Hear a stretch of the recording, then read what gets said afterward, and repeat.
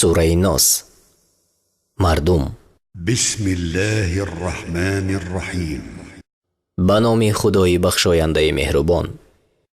قل اعوذ برب الناس. بگو به پروردگار مردم پناه میبرم. ملک الناس. فرمان روای مردم. اله الناس.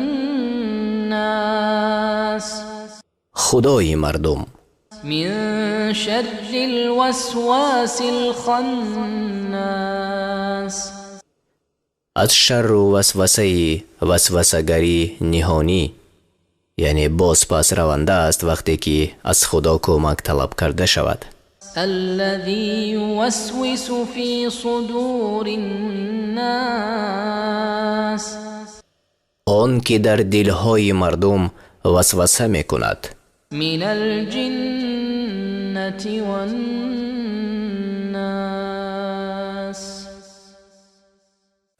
خواه از جینیان باشد یا از آدمیان.